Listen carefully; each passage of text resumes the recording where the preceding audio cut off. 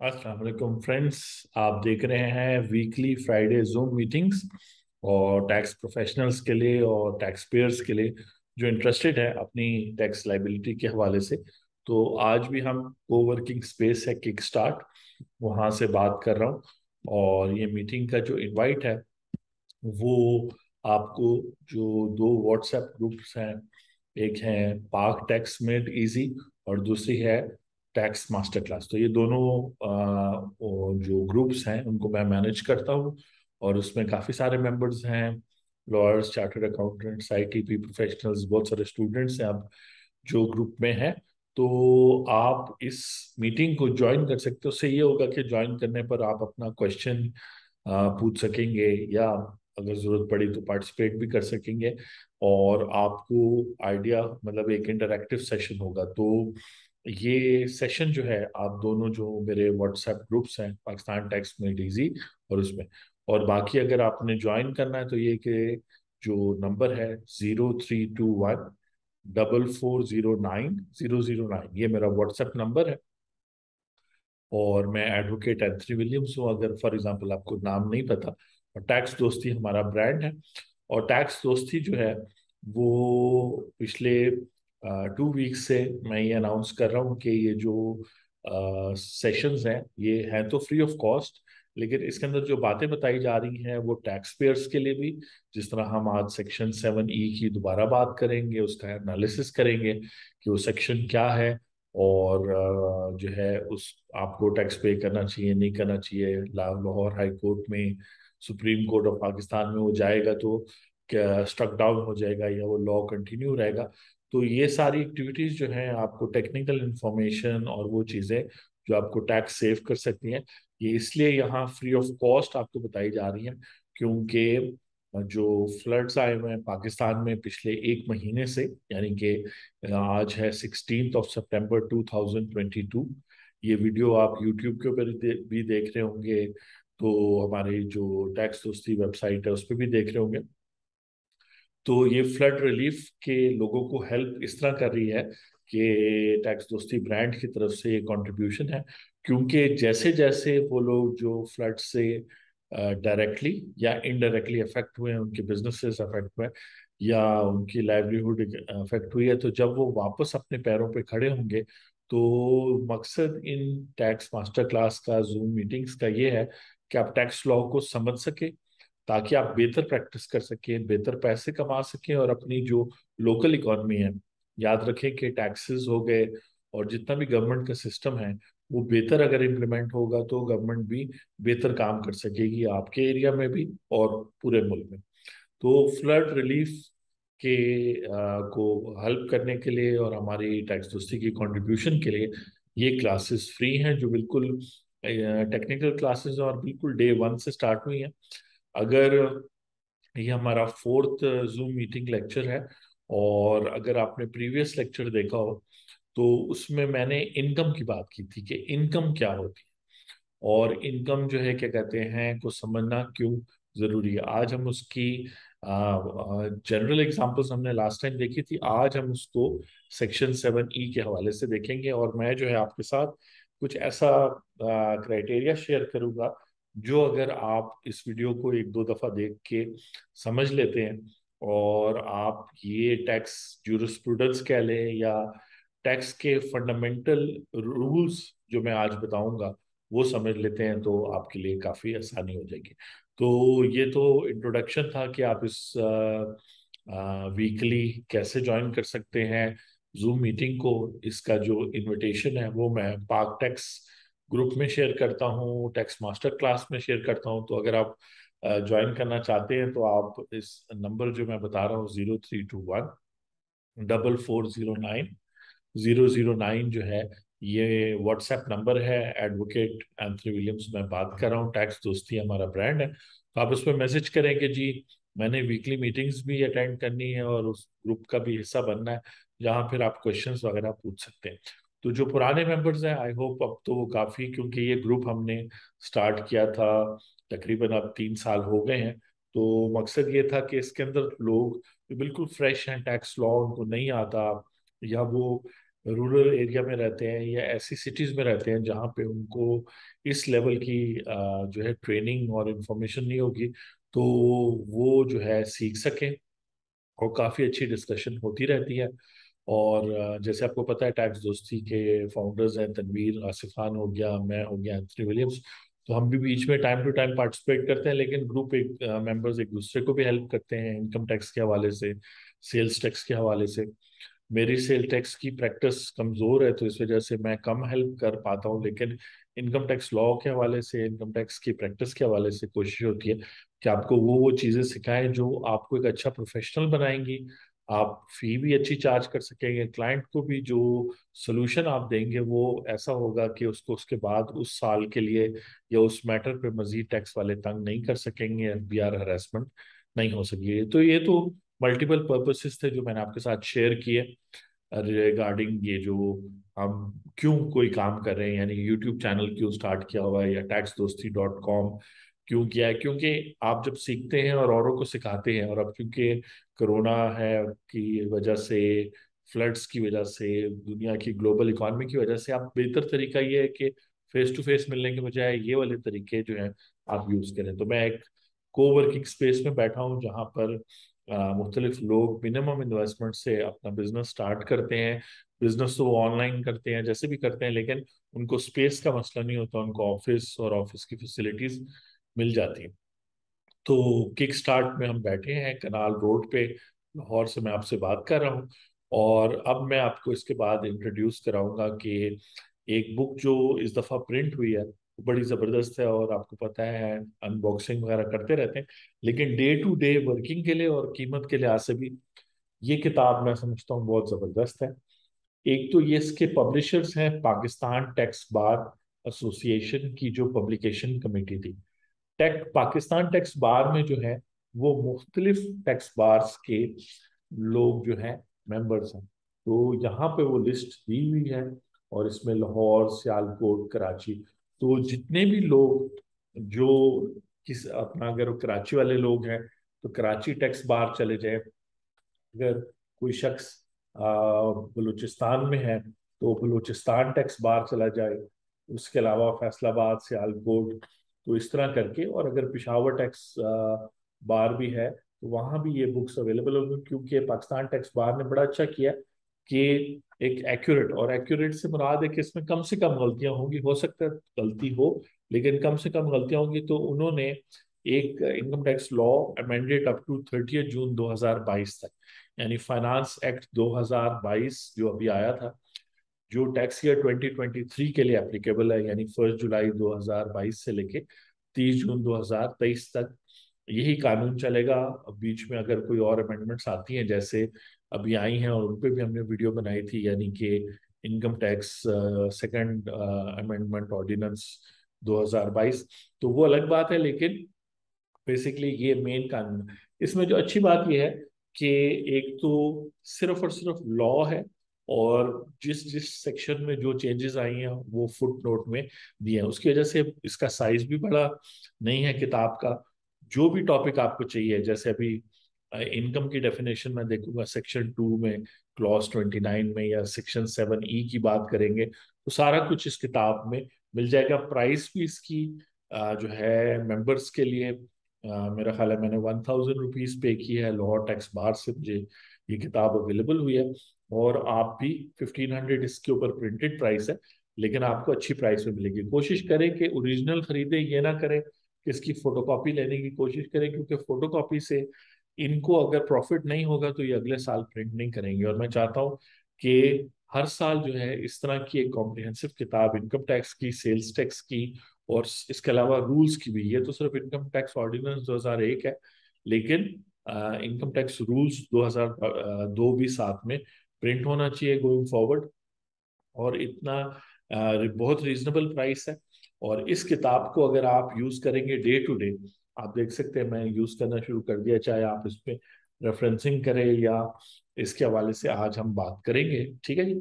और किताब हमेशा अच्छी होती है, उस पर अपना नाम, डेट वगैरह सब कुछ लिखा करें। फिर इसके अंदर जैसे मैंने आपको बताया कि सारे सेक्शंस हैं जो शुरू हो रहे हैं, इसमें 7E जो ऐड हुआ है वो भी है, और सेक्शंस भी ऐड हुए। टैक्स लॉ में जो है क्या कहते हैं, टैक्स लॉ जो है कॉम्प्लिकेटेड इसलिए है क्योंकि इसके बेसिक जो रूल्स उस पर बहुत कम बात होती है, और शायद एक तरह से वो बेसिक रूल्स जो हैं वो बिजनेस सीक्रेट्स हैं उन लोगों के जो टैक्स लॉ को बहुत अच्छी तरह समझते हैं, या जो लेजेंड्स हैं इस फील्ड में, चाहे इंडिया है पाकिस्तान है तो है। और आपको पता होगा कि जूम मीटिंग्स भी इसलिए स्टार्ट हुई थी कि जब भी मैं घर से करूंगा ये जूम मीटिंग तो आप देखेंगे मोटी सी जो है पालकी वाला साहब की किताब, जो इंडिया के बहुत लेजेंडरी टैक्स और कॉन्स्टिट्यूशन के लॉयर थे, उन्होंने लिखी है और वो अपडेट होती रही है। तो उसी किताब से मैंने आज का जो फंडामेंटल रूल्स हैं उनको कॉपी किया है इस किताब में। इस किताब के बारे में मैं आपको बता रहा था कि आप जरूर परचेज करें। इसमें जिसको हम कहते हैं बेयर एक्ट है, यानी सिर्फ कानून है लेटेस्ट जो 1 जुलाई से एप्लीकेबल हुआ है, और जो जो अमेंडमेंट्स हुई हैं उनका सिर्फ रेफरेंस है फुट नोट में कि इस सेक्शन में कौन कौन सी चेंजेस हुई है, मतलब सारी की सारी शुरू से 2001 से लेके 2022 तक। तो ये तो इस किताब का इंट्रोडक्शन था। अब मैं नेक्स्ट आपको फंडामेंटल जो है प्रिंसिपल्स बताऊंगा जिसपे ऑलमोस्ट कभी भी बात नहीं होती, और आज जब बात होगी तो आपके लिए बहुत इजी हो जाएगा टैक्स लॉ।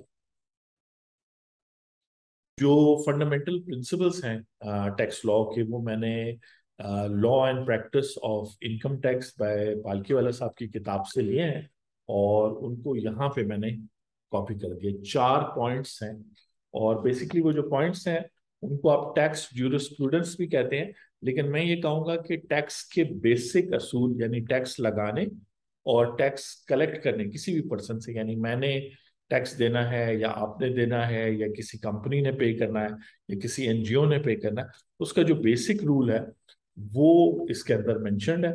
और टैक्स ज्यूरिस्प्रूडेंस के 4 इंपॉर्टेंट इंग्रेडिएंट्स हैं, यानी खास तौर पे जब कोई भी कानून यानी कोई भी टैक्स लॉ ओवरऑल, मतलब जैसे सर्विस टैक्सेस आए थे 2011-12 में सिंध में पंजाब में, तो पूरे का पूरा कानून चैलेंज हो गया था। या अभी जैसे सेक्शन 7E है इनकम टैक्स ऑर्डिनेंस 2001 का, वो लाहौर हाई कोर्ट में फिलहाल चैलेंज हुआ है। तो उसमें ये प्रोग्रेस है कि 2 हियरिंग्स हो गई हैं। दूसरी हियरिंग जो अगस्त में हुई थी उस पे नोटिस जो है ना कोर्ट ने इशू कर दिए हैं, क्योंकि इसमें कॉन्स्टिट्यूशनल क्वेश्चंस इन्वॉल्व हैं। तो जो ऑडिटर जनरल है, उनके अकाउंटेंट जनरल है फेडरल लेवल पे, उनको नोटिस इशू हो गए हैं, फाइनेंस सेक्रेटरी वगैरह को हो गए हैं, उन सब लोगों को हो गए। और जो प्रोविंशियल सेक्रेटरीज हैं, फाइनेंस सेक्रेटरीज और अकाउंटेंट जनरल वगैरह, उनको भी हो गए। तो कहने का मतलब नोटिस इशू हो गए। अब गवर्नमेंट की बात सुनी जाएगी, क्योंकि पहली हियरिंग जुलाई में हुई जिसमें पटिशन को बेसिकली सुना गया। तो उन्होंने जो जिन्होंने प्रेजेंट किया, और मैं चूंकि जो है जिन्होंने प्रेजेंट वगैरह किया है उनकी सारी डिटेल्स होपफुली मैं ले आऊंगा। अभी चूंकि सितंबर है, टैक्स फाइलिंग का सीजन है, तो मौका नहीं मिल रहा कि डिटेल में जाके कोर्ट के जो एडमन सेक्शन है लाहौर हाई कोर्ट का, वहां से डिटेल्स निकाली जाए। लेकिन ये है कि अक्टूबर में होपफुली निकाल लूंगा, तो डिटेल्स तो आपको पता चल जाएगा कि किसने पटिशन दाखिल की है, जज कौन है, कमरा नंबर क्या है, क्योंकि हिस्टोरिकल चीजें ये एक बड़ा इंपॉर्टेंट सेक्शन है, सेक्शन 7E। इससे बड़ा फर्क पड़ेगा और इस पे काफी बात हो रही है। एज अ मैटर फैक्ट, मैं जूम जो पेड मीटिंग्स होती हैं जूम की क्लाइंट्स के साथ, उनसे जब मेरी अभी मीटिंग हो रही थी 3 दिन पहले, तो उन्होंने 4 सवाल अपने पास लिखे हुए थे। तो चौथा सवाल सेक्शन 7E का था। तो उन्होंने इस तरह मुझसे पूछा कि आपका जो फेवरेट सेक्शन है, मैं उससे रिलेटेड आपसे सवाल पूछने लगा हूं। और वो मैंने कहा कि ठीक है, सेक्शन 7E आप पूछ रहे होंगे। कह रहे हाँ बिल्कुल, सेक्शन 7E। तो चूंकि आजकल यूट्यूब के टैक्स दोस्ती चैनल पे और वेबसाइट पे भी ज्यादा आप ये देख रहे हैं, हमारा ब्लॉग पोस्ट भी है, सबसे ज्यादा व्यूइंग इसी की होती है। तो बेसिकली टैक्स लॉज में ये इम्पोर्टेंट है, और इसकी पूरी जब से 1 जुलाई 2022 से ये इम्प्लीमेंट हुआ है, उसमें बहुत सारी वीडियोस, पॉडकास्ट और जूम मीटिंग्स हो रही हैं। आज भी बहुत इंपॉर्टेंट बात मैं आपको बताऊंगा, यानी मैं आपको बताऊंगा कि सेक्शन 7E को या किसी भी सेक्शन को, टैक्स के चार्जिंग सेक्शन को आप कैसे जो है ना एनालाइज कर सकते हैं। तो उसके लिए बेसिकली 4 चीजें हैं जो आपने देखनी है। और सबसे पहली चीज जो है वो है सब्जेक्ट ऑफ टैक्स, यानी जो भी सेक्शन है। और अब मैं स्टार्ट करूंगा सेक्शन नंबर 5 से आज। सेक्शन नंबर 5 जो डिविडेंड्स पर जो टैक्स आपने पे करना है, और भारतीय इनकम टैक्स ऑर्डिनेंस 2001 की हो रही है। तो excuse me, तो बेसिकली सेक्शन 5 पर हम ये सारा क्राइटेरिया अप्लाई करेंगे। फिर उसके बाद सेक्शन 7E पे करेंगे। याद रखें कि सेक्शन 4 से लेकर सेक्शन 8 तक इनकम टैक्स ऑर्डिनेंस 2001 में, और ये बात मैं इंडेक्स से चेक भी कर लूं कि मैं सही कह रहा हूं कि नहीं, ये जो है ना चार्जिंग सेक्शन है। और सेल्स टैक्स एक्ट के अंदर भी डेफिनेशंस के बाद, इंट्रोडक्शन और डेफिनेशन के बाद चार्जिंग सेक्शन होता है। एफईडी, फेडरल एक्साइज ड्यूटी के कानून का स्ट्रक्चर भी ऐसा है, और दुनिया में और भी जो टैक्स लॉज है उनका भी स्ट्रक्चर ऐसा होता है। यहाँ इनकम टैक्स ऑर्डिनेंस में भी चैप्टर 2 है चार्ज ऑफ टैक्स, और सेक्शन 4 से लेके 8 तक है। लेकिन जैसे सेक्शन 4 के बाद 4B 4C भी है, 5 है जिसपे हम बात करेंगे टैक्स ऑन डिविडेंड्स, 5A भी है, 5AA भी है, 6 है, 7 है, 7A B C D E तक पहुंच गए। 7E पे बात करेंगे tax on deemed income. Section 8 है जनरल प्रोविजंस रिलेटिंग टू। तो कहने का मतलब ये है कि टैक्स लॉ ऑर्गेनाइज्ड होता है, और ये पावर वो ले रहा है जो कॉन्स्टिट्यूशन ऑफ पाकिस्तान है 1973, उसमें फोर्थ शेड्यूल है। और फोर्थ शेड्यूल के अंदर जो है वो जो एंट्रीज हैं 47 से लेके 52 तक जो है, या सेक्शन 45 से लेके 50 तक जो है, वो टैक्सेशन की एंट्रीज है। तो उस हवाले से जो है ये जो एंट्री नंबर 47 है, taxes on income except agriculture income. तो कॉन्स्टिट्यूशन जिसपे हम प्रीवियस 2-3 क्लासेस में बात कर चुके हैं, क्योंकि पालकी वाला साहब की किताब इनकम टैक्स और कॉन्स्टिट्यूशन के साथ स्टार्ट होती है, उस पर मैं और भी बात करूंगा जैसे जैसे हम इन सारे मसलों को, और जो आप फीडबैक देते रहते हैं, या जो सवाल आप पूछते हैं, या जो क्वेश्चन आपके जहन में अराइज होते हैं, उसके हवाले से बातचीत होती रहती है। तो मैं ये कह रहा था कि हम आज वो इम्पोर्टेंट पॉइंट्स देखेंगे कि क्योंकि चार्जिंग सेक्शन अगर ना हो टैक्स लॉ में, तो फिर टैक्स लॉ किसी भी शख्स पे अप्लाई नहीं होगा। इसकी मैं एग्जांपल दे देता हूँ। 12 अक्टूबर को मुशर्रफ साहब ने टेक ओवर किया, और उन्होंने उसी दिन अनाउंस किया कि मुल्क में एक कानून इम्प्लीमेंटेड था, उसका नाम था दी वेल्थ टैक्स एक्ट 1963। और उसमें ये था, उसमें भी इंट्रोडक्शन था, डेफिनेशन का सेक्शन था, फिर चार्जिंग के सेक्शंस थे, फिर टैक्स कलेक्शन और प्रोसीजर के सेक्शंस थे। तो उन्होंने बेसिकली अनाउंस किया कि आज से टैक्स जो है वो वेल्थ टैक्स जो है ना चार्ज नहीं किया जाएगा। तो बेसिकली वो ये कह रहे थे कि जो चार्जिंग सेक्शन हैं उसके अंदर, चार्जिंग सेक्शन 3, 4, 5 जो भी थे, अभी मेरे जहन में नहीं है, लेकिन कहने का मतलब है चार्जिंग सेक्शंस जो भी थे इस इनकम टैक्स लॉ में, तो 4 से लेके 8 तक भी हैं, और फिर कुछ और सेक्शंस भी हैं जिनको आप चार्जिंग सेक्शंस कह सकते हैं, जिनके तहत टैक्स लगाया जाता है। फिर कुछ और सेक्शंस हैं जिनके तहत आप टैक्स कलेक्ट करते हैं, कुछ और सेक्शंस हैं जिनके तहत आप विद होल्ड करते हैं। तो हर एक की लॉजिक फर्क है।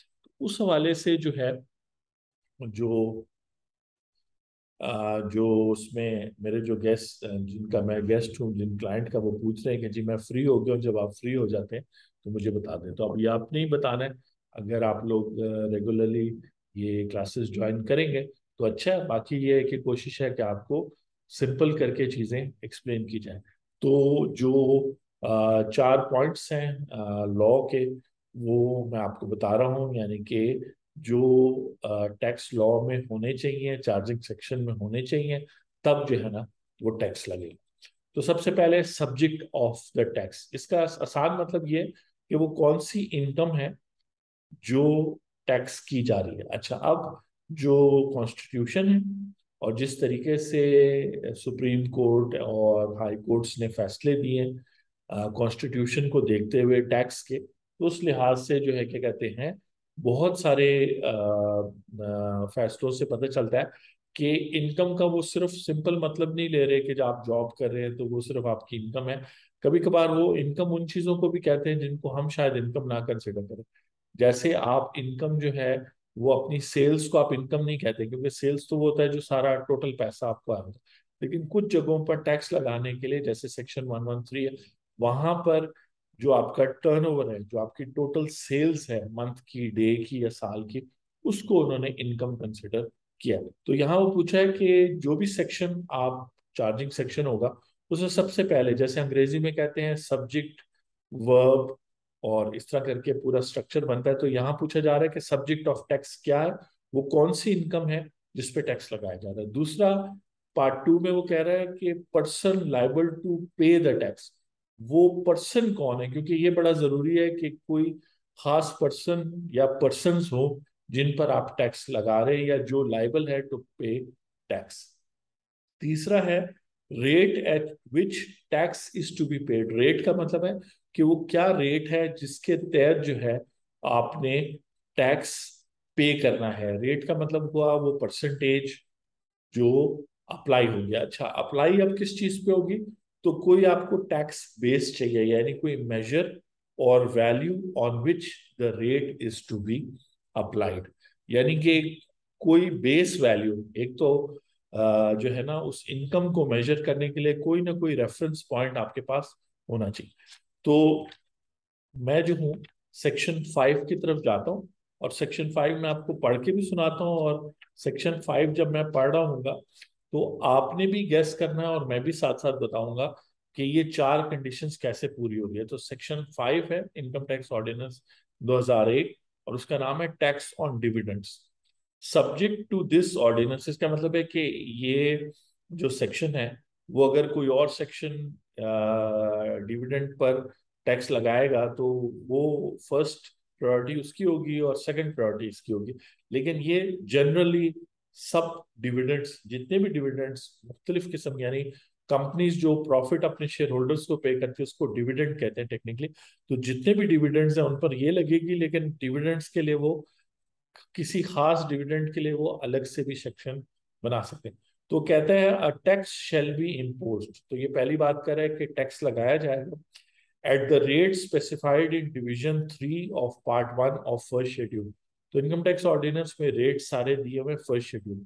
ये जो division 3 part 1 of first schedule है, इसके अंदर 3 रेट्स दिए हुए हैं। और ये भी आपने समझना है कि ये भी पावर गवर्नमेंट को कॉन्स्टिट्यूशन और इनकम टैक्स लॉ दे रहा है कि एक रेट के बजाय वो मल्टीपल रेट्स रख सकते हैं। तो पहला रेट जो है वो है उन कंपनीज के लिए जो कुछ स्पेशलाइज्ड कंपनीज है, वहां पे कुछ इलेक्ट्रिसिटी या इलेक्ट्रिक कंपनीज होगी और कुछ और कंपनीज होगी, उनका रेट 7.5% दिया हुआ है। तो अगर आप वो खास कंपनी, वहां स्पेसिफिकली मेंशन्ड है उन कंपनीज का नाम या उनकी टाइप, तो आप डिविडेंड पे करते हुए सिर्फ 7.5% अपने, यहाँ तो विद होल्डिंग की नहीं बात हो रही, लेकिन बेसिकली जो शेयर होल्डर है उसकी टोटल टैक्स लाइबिलिटी 7.5% होगी। जो डिविडेंड उसको मिलेगा, 100 रुपए का डिविडेंड मिलेगा तो 7.5%, 7 7 रुपए 50 पैसे उसमें से डिडक्ट होगा। सेकंड जो कैटेगरी है वो एक जनरल कैटेगरी है कि अगर फर्स्ट कैटेगरी में आप फॉल नहीं करें, वो स्पेशलाइज्ड कंपनीज जिनका जिक्र फर्स्ट कैटेगरी में है, तो सेकंड कैटेगरी है 15%। इसका मतलब पाकिस्तान में नॉर्मली जो डिविडेंड दिया जाता है मुख्तलिफ कंपनीज, मुख्तलिफ शेयर होल्डर्स, अब शेयर होल्डर्स भी इंडिविजुअल हो सकते हैं, पार्टनरशिप हो सकती है, कंपनी हो सकते हैं, तो उनको, उनसे वो 15% चार्ज करेंगे। तो उनकी tax liability as a share holder, चाहे वो कंपनी है इंडिविजुअल है, 15% है। तो यहाँ पर वो जो रूल्स मैं आपको बता रहा था, चौथा 4 रूल्स में, उसमें जो थर्ड रूल था कि रेट जो है, rate at which tax is to be paid, तो वो हमें पता चल गया। एक तो हमें अनाउंस हो गया सेक्शन 5 में कि a tax shall be impose, यानी टैक्स लगाया जाएगा, ये बात की जा रही है। शैल बी इम्पोज का मतलब है लाजमन, शैल का मतलब अक्सर कानून में होता है कि लाजमन लगाया जाएगा, लेकिन उससे पहले जुमला लिखा है सब्जेक्ट टू दिस ऑर्डिनेंस। तो हो सकता है सेकंड शेड्यूल में कुछ डिविडेंड्स जो है कुछ कंपनी जो देती हो वो एग्जाम्प्ट हो, तो फिर यहाँ ये जो जुमला है टैक्स शैल बी इम्पोज्ड जो है ना, ये नरम पड़ जाएगा, तो वो वाली बात मानी जाएगी सेकंड शेड्यूल। या कहीं सेकंड शेड्यूल में लिखा होगा कि कम, इनमें से किसी को कम रेट पे चार्ज करना है तो उसको वो रेट चार्ज किया जाएगा, 5% या 1% का जो। एट द रेट्स मैंने आपको बता दिया कि दो रेट्स मैंने बता दिए, 7.5% और 15%। और थर्ड रेट बड़ा इंटरेस्टिंग है, क्योंकि मेरे पास बहुत सारी ऐसी कंपनीज हैं जो आईटी इनेबल्ड सर्विसेज और आईटी सर्विसेज और सॉफ्टवेयर डेवलपमेंट सर्विसेज जो हैं वो एक्सपोर्ट करती हैं, और पाकिस्तान में उनकी कोई लोकल सेल नहीं है। तो वो जो कंपनीज हैं उनकी इनकम जो है ना वो एग्जेम्प्ट है, लेकिन जब वो डिविडेंड देती हैं तो उनके डिविडेंड्स 15%, 7.5 या 15% नहीं, बल्कि 25% पर टैक्स होंगे। ये इसलिए है ताकि ये ना हो कि लोग फिर कंपनियां बनाना शुरू कर दें और फिर इस तरीके से वो करे, तो उनको ज्यादा रेट पे किया गया है, क्योंकि कंपनी जब वो आईटी फ्रीलांसिंग के पैसे रिसीव करती है तब तो उसके प्रॉफिट्स टैक्स ईयर 2021 तक एग्जेम्प्टेड थे, और 2022 जो जिनकी रिटर्न्स आजकल जा रही हैं उसके लिए वो टैक्स क्रेडिट उनको मिल जाता है, यानी उन्हें टैक्स पे नहीं करना पड़ता। लेकिन जब वो डिविडेंड देंगी ऐसी कंपनीज, क्योंकि सिर्फ कंपनीज ही डिविडेंड देती है, पार्टनरशिप और इंडिविजुअल में ऐसा कोई कॉन्सेप्ट नहीं, तो वो देंगी तो वो 25% चार्ज करेंगी अपने शेयर होल्डर से। तो तीन किस्म के रेट्स आगे।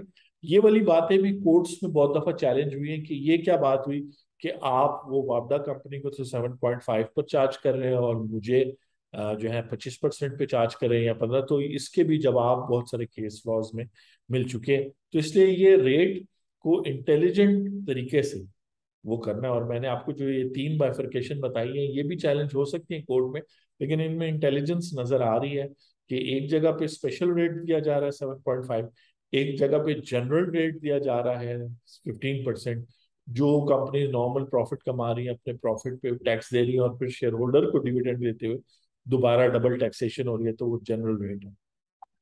और एक स्पेशल रेट है जहां कंपनी तो अपने प्रॉफिट्स पे टैक्स नहीं पे करी, लेकिन जो अपना ये शेयर होल्डर्स है जब उनको डिविडेंड मिल रहा है तो 25। तो देखें यहां पर अगर मैं आपसे पूछूं सब्जेक्ट ऑफ टैक्स क्या है तो आप क्या कहेंगे? रेट तो मैंने बता दिया, तो आप कहेंगे सब्जेक्ट ऑफ टैक्स जो है वो डिविडेंड्स, ना तो पार्टनरशिप के प्रॉफिट्स की बात हो रही है, ना इंडिविजुअल बिजनेस की प्रॉफिट्स की बात हो रही है। कंपनीज जो कंपनीज के प्रॉफिट की भी बात नहीं हो रही, क्योंकि कंपनी के प्रॉफिट के रेट फर्क है, 20% से लेके 30% तक, और बैंकिंग के लिए 40% तक है वो इस साल टैक्स ईयर 2022 में। तो कहने का मतलब है वो कंपनीज के प्रॉफिट्स पे टैक्स पे करने के बाद जो अक्यूमुलेटेड प्रॉफिट बच जाता है कंपनीज को, उसमें से वो जो शेयर होल्डर्स को कैश की सूरत में देते हैं उस पे लग रहा है। अगर वो अपना डिविडेंड जो है कैश के बजाय किसी और सूरत में दें, जिसको आप कहते हैं स्पाइस, यानी डिविडेंड इन स्पाइस का मतलब है कैश के बजाय बोनस शेयर्स की सूरत में दें, तो उसके लिए अलग से रेट्स हैं, और वो हम किसी और दिन बात करेंगे। तो यहाँ हम बात कर रहे हैं डिविडेंड्स की जो कैश में दिए जाते हैं, ठीक है नहीं। और याद रखिए कि मैं आपको जनरल रूल्स बता रहा हूँ, इन्फॉर्मेशन बता रहा हूँ, डेफिनेटली इसमें कोई कहीं ना कहीं कोई गलती होगी, क्योंकि मैं कोशिश कर रहा हूँ कि वो बातें जो आप 5, 10, 15, 20 सालों बाद अपनी टैक्स प्रैक्टिस के सीखें, तो यहाँ अभी से आपके माइंड में ये बेसिक पॉइंट्स डाल दिए जाए। हम देख रहे हैं कि वो चार कौन सी कंडीशंस हैं जो पूरी होंगी तो वो जो चार्जिंग सेक्शन है या वो जो टैक्स लॉ का सेक्शन है या पूरा लॉ है वो ठीक होगा, और अदालतें उसको अल्ट्रा वायरस नहीं कंसिडर करेंगी, वो उसको गलत नहीं कंसिडर करेंगी। तो यहाँ मैं अगर आपसे पूछूं सब्जेक्ट ऑफ टैक्स क्या है, तो कौन सी इनकम टैक्स हो रही है, तो डिविडेंड इनकम यहाँ टैक्स हो रही है। तो पहली कंडीशन भी पूरी होगी कि डिविडेंड्स यानी स्पेसिफिक इनकम की बात हो रही है, और डिविडेंड्स कोई ख्याली चीज नहीं है, बल्कि ये कंपनीज पाकिस्तान में चाहे वो प्राइवेट कंपनीज हो, पब्लिक हो, लिस्टेड कंपनीज हो, वो जो अपने शेयर होल्डर्स को देती है। रेट भी हमें पता चल गया। तो पहली कंडीशन भी पूरी होगी कि टैक्स सब्जेक्ट ऑफ टैक्स जो है वो डिविडेंड है। दूसरी कंडीशन जो है वो ये है कि पर्सन लाइबल टू पे टैक्स। तो इस केस में जो डिविडेंड्स हैं वो सिर्फ शेयर होल्डर्स को मिलता है, तो वो पर्सन भी आइडेंटिफाई होगा, क्योंकि शेयर होल्डर अगर आप नहीं है, आप किसी कंपनी में लोन दिया हुआ है, आप क्रेडिटर हैं, तो आपको डिविडेंड नहीं मिलेगा, बल्कि आपको प्रॉफिट ऑन डेट या इंटरेस्ट या सूद जो है वो मिलेगा, वो उसकी अलग टैक्सेशन है। तो यहाँ हमने वो भी कर दिया। यहाँ पर उन्होंने मेंशन किया पर्सन, उन्होंने कहा है रेट के बाद, on every person who receives a dividend from a company और treated as dividend under clause 19 of section 2। तो बेसिकली सिंपल करके समझ लें, क्योंकि ये चीज, कुछ चीजें फिर वक्त के साथ साथ ऐड होती है जैसे जैसे लोग टैक्स बचाने के तरीके ढूंढते हैं। तो टैक्स ऑन डिविडेंड सेक्शन 5 के सब सेक्शन में हमने, एक तो टैक्स की बात हुई है, दूसरा सब्जेक्ट जो है, जो सब्जेक्ट ऑफ टैक्स जो है वो डिविडेंड है। फिर पर्सन लाइबल जो है, वो यहाँ पर्सन का वर्ड यूज हो गया। पर्सन से मुराद इंडिविजुअल, कंपनी और एओपी या पार्टनरशिप जिसको आप कहते हैं। तो बेसिकली चाहे इंडिविजुअल रिसीव करे, कंपनी करे, तो पर्सन और लाइबल टू पे टैक्स वो भी आइडेंटिफाई हो गया, रेट भी आइडेंटिफाई हो गया। और मैंने ये भी बता दिया कि रेट्स में वो मुख्तलिफ रेट्स रख सकते हैं, ये पावर है गवर्नमेंट की, टैक्स लॉ और कॉन्स्टिट्यूशन उनको देता है। और आखिरी चीज, measure or value on which the rate is to be apply. तो किस चीज पर अप्लाई होगा? तो जो डिविडेंड की मॉनेटरी वैल्यू होगी उस पर अप्लाई होगा। सपोज करें कि आपने 10 रुपए का शेयर था और आपने मार्केट से खरीदा, वो 50 रुपए का आपको मिला। कंपनी ने डिविडेंड डिक्लेयर किया अपनी फेस वैल्यू के हिसाब से, उन्होंने कहा कि जी हम फेस वैल्यू का 20% यानी 10 रुपए पे 2 रुपए जो है ना हम डिविडेंड अनाउंस करें। आपने वो 50 का खरीदा, वो 2 रुपए पर रेट लगाया जाएगा 15%।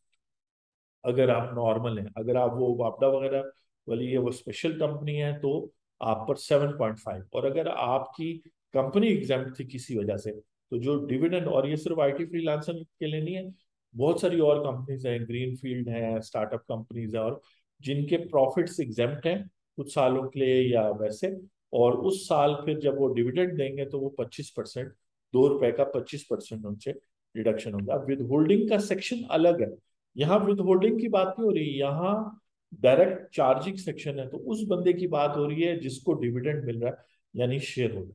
सब सेक्शन 2 और 3 जो है वो मजीद कुछ चीजें क्लियर करती है क्योंकि प्रॉब्लम्स होती हैं। वो कहता है tax imposed under sub section 1 on a person who receives a dividend shall be computed by applying the relevant rate of tax to the gross amount of dividend। ये जो सेक्शन नंबर, ये जो चौथी रिक्वायरमेंट मैंने आपको बताई थी कि measure or value on which the rate is to be applied. Rate क्या है? तो हम 15% ले लेते हैं कि जनरल जो एवरेज जो जनरल रेट है डिविडेंड का, वो किस पे अप्लाई होना है? वो अप्लाई होना है on the gross amount of dividend. तो ये कई सवालों को जवाब देते हैं।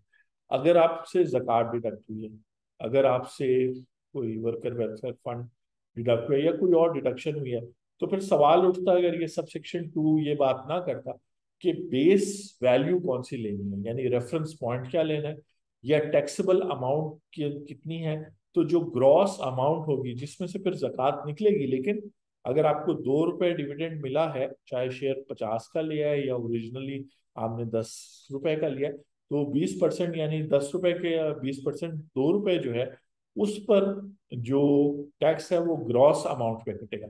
बहुत सारे लोग सवाल पूछते हैं कि जी इसमें से जक़ात भी कटती है, इसमें और डिडक्शन भी होती है, तो किस वैल्यू पे? तो ये जो चारों इंग्रेडिएंट्स हैं हम बात कर चुके हैं। और सब सेक्शन 3 कहता है this section shall not apply to a dividend that is exempt from tax under this ordinance. अच्छा, ऊपर भी वो बात आई थी कि सब्जेक्ट टू दिस ऑर्डिनेंस, लेकिन फिर भी कुछ कंफ्यूजन रही है, शायद अदालतों में गए हैं, अदालतों ने कहा है कि ये सही तरीका नहीं है। ठीक है, साथ साथ हम वेलकम करेंगे आमिर जान साहब हैं, वो आ गए हैं तो उनको भी वेलकम करते हैं।